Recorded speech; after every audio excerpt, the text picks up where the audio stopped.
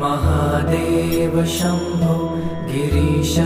त्रिशूलं स्वैदं समस्तं विभाति तयस्मात् शिवदान्यथा दैवतं नाभिजाने शिवोऽहं शिवोऽहं शिवोऽहं शिवोऽहम्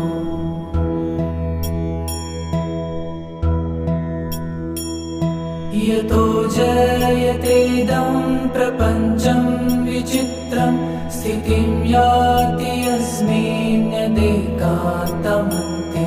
सकर्मादिहीनं स्वयं ज्योतिरात्मा